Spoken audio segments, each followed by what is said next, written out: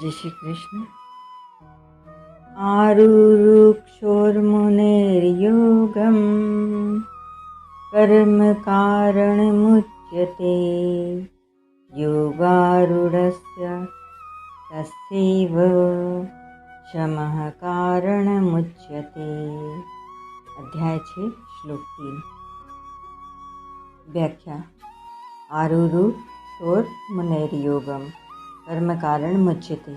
जो योग समता में आरूढ़ होना चाहता है, ऐसे मननशील योगी के लिए योगारूढ़ होने में निष्काम भाव से कर्तव्य कर्म करना कारण है। तात्पर्य है कि करने का वेग मिटाने में प्राप्त कर्तव्य कर्म करना कारण है। क्योंकि कोई भी व्यक्ति जन्मा है, फला है और जीवित है, तो उसका जीवन दूसरों की सहायता के बिना चल ही नहीं सकता। उसके पास शरीर, इंद्रियां, मन, बुद्धि और अहम तक कोई ऐसी चीज़ नहीं है जो प्रकृति की न हो। इसीलिए जब तक वह इन प्राकृत चीज़ों को संसार की सेवा में नहीं लगाता, तब तक वह योगारूढ़ नहीं हो सकता, अर्थात समता में स्थित नहीं हो सकता। क्योंकि प्राकृत वस्तु मात्र की संसार के साथ एकता है, अपने साथ एकता है ही नहीं। प्राकृत पदार्थों में जो अपनापन दिखता है, उसका तात्पर्य है कि उनको दूसरों की सेवा में लगाने का दायित्व हमारे पर है।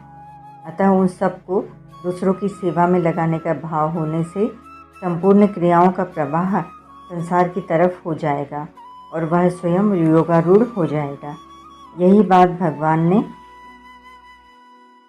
दूसरी जगह अन्वय व्यतिरेक रीति से कही है कि यज्ञ के लिए अर्थात दूसरों के हित के लिए कर्म करने वालों के संपूर्ण कर्म लीन हो जाते हैं, अर्थात किंचन मात्र भी बंधनकारक नहीं होते। गीता 4 अध्याय का 23वां श्लोक। और यज्ञ से अन्यत्र अर्थात अपने लिए किए गए कर्म बंधनकारक होते हैं। गीता 3 अध्याय का 9वां श्लोक। योगारूढ़ होने में कर्म कारण क्यों है? क्योंकि फल की प्राप्ति अप्राप्ति में हमारी समता है या नहीं, उसका हमारे पर क्या असर पड़ता है, इसका पता तभी लगेगा जब हम कर्म करेंगे। समता की पहचान कर्म करने से ही होगी। तात्पर्य है कि कर्म करते हुए यदि हमारे में समता रही, राग द्वेष नहीं हुआ, तब तो ठीक है, क्योंकि वह कर्म योग में कारण हो गया। परंतु यदि हमारे में समता नहीं रही, राग द्वेष हो गए, तो हमारा जड़ता के साथ संबंध होने से वह कर्म योग में कारण नहीं बना।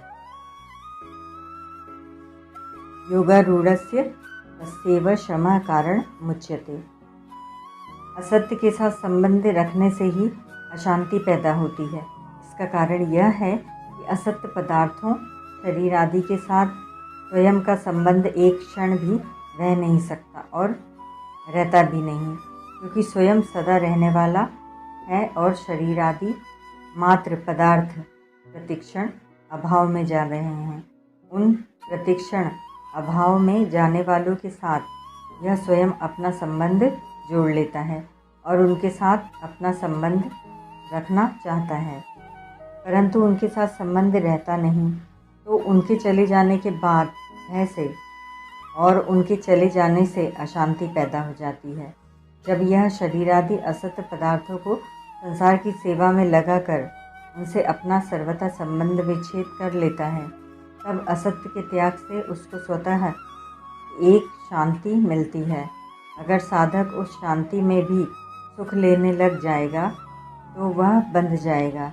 अगर उस शांति में राग नहीं करेगा, उससे सुख नहीं लेगा, तो वह शांति परमात्म तत्व की प्राप्ति में कारण हो जाती है।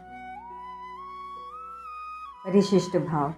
योगारूढ़ होने की इच्छा वाले साधक के लिए योगारूढ़ होने में निष्काम भाव से कर्म करना कारण है और उससे प्राप्त होने वाली शांति परमात्म प्राप्ति में कारण है। तात्पर्य है कि परमात्म प्राप्ति में कर्म कारण नहीं है, प्रत्युत कर्मों के संबंध विच्छेद से होने वाली शांति कारण है। यह शांति साधन है, सिद्धि नहीं। विवेक पूर्वक कर्म करने से ही कर्मों का राग वेग मिटता है, क्योंकि राग मिटाने की शक्ति कर्म में नहीं है, प्रत्युत विवेक में है।